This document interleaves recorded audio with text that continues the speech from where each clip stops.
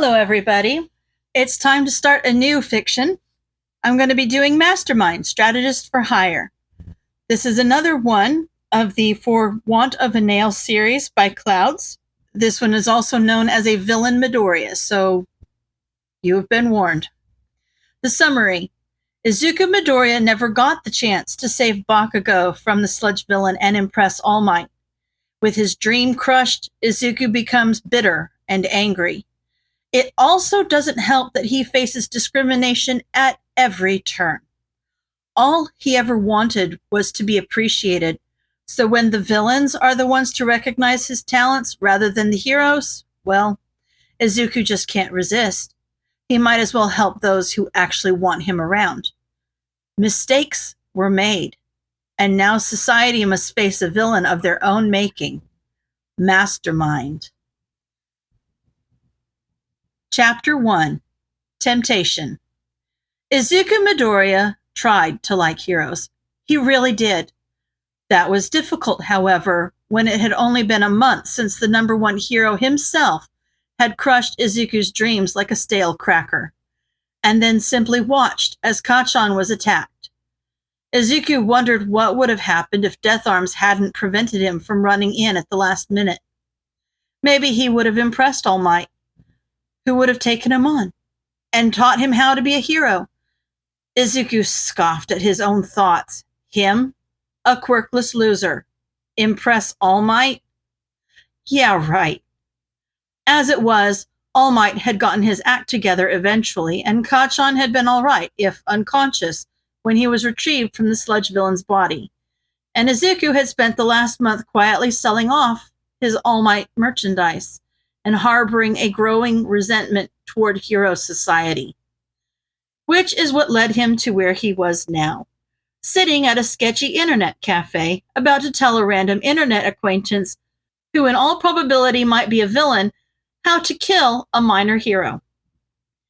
He had found the post on one of the more underground hero forums, the kind that often included posts about vigilantes and villains alongside the heroes.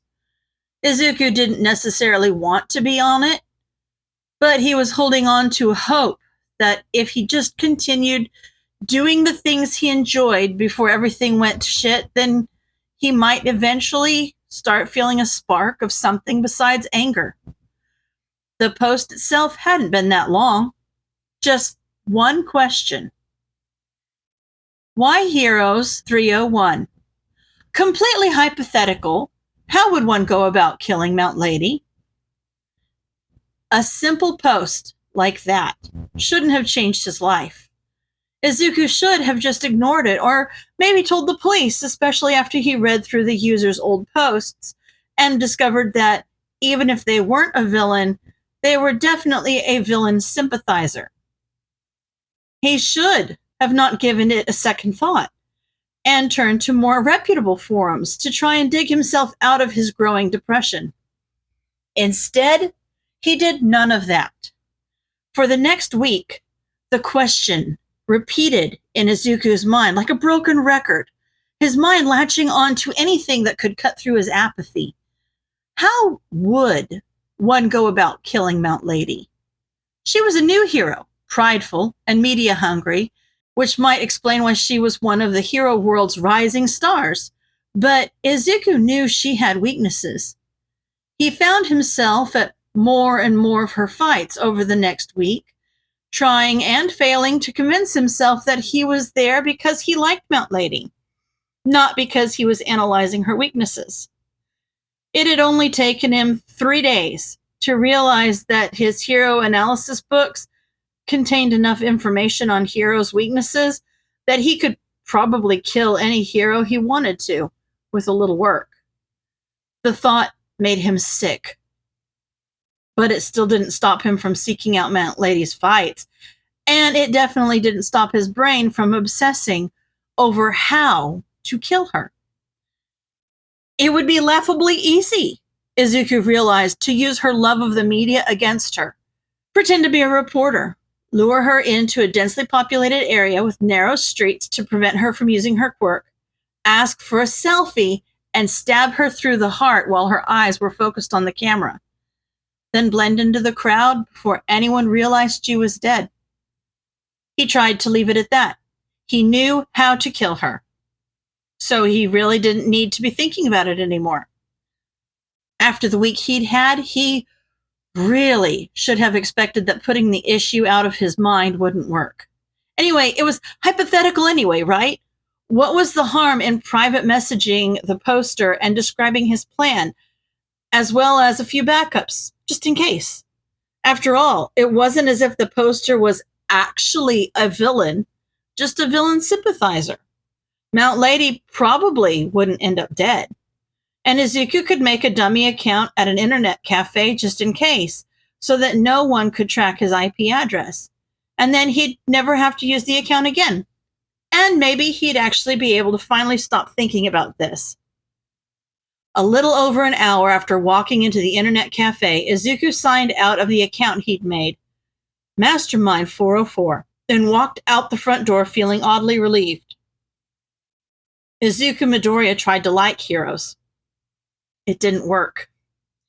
Izuku's life went about surprisingly unchanged after his brief descent into maybe villainy. There had been several times since then when he found himself on the verge of a panic attack, wondering what he could have been thinking, sending off his notes like that. Every time, he managed to calm himself down by justifying that the person he messaged probably just thought he was some creep for taking his post seriously. The poster hadn't even expected a response. He was just venting frustration, probably. So nothing was going to come of it. He wondered, in those moments, if he was a bad person for feeling sad about that fact. He knew he was. It had been 8 days since Izuku had messaged the poster, and he had just finished bandaging himself up from Ch1's latest attempt to put him in his place. The beatings had become even worse since the sludge villain incident. From what Izuku could gather from Ch1's rants between his explosions, he was trying to prove he wasn't some weak-ass victim or something like that. The end result was that Izuku spent most of his life nowadays alone and in pain. But how is that any different from every day since he turned 4? Izuku was just tugging his shirt down to hide his bandages as he left the bathroom when he heard his mother gasp and drop a pan in the next room. He ran in to find her staring open-mouthed at the TV, the news anchor standing on what was normally a busy street, the shot backlit by flashing police sirens. As of yet, police have few leads on the identity of the attacker, only saying that he might have some sort of stealth quirk considering how quickly he was able to disappear in the aftermath of Mount Lady's death this afternoon. A vigil for the fallen hero will be held. Isn't that terrible, Izuku? She was such a new hero, too. Who would do something like this? His mother turned back into the kitchen, trying to distract herself by preparing dinner. Izuku simply stared at the TV in shock, not really seeing anything. The poster had been serious after all. He had actually done it, which meant that he, Izuku Midoriya, hero fanboy, was now accessory to a hero's murder. Izuku started to hyperventilate, only to be violently knocked out of his upcoming panic attack by another thought. Mount Lady was dead. That meant that he, a quirkless Deku, had beaten a hero. An unfamiliar warm feeling welled up in his chest, and he fought down a smile. He wondered if this made him a bad person. He knew it did. End of chapter.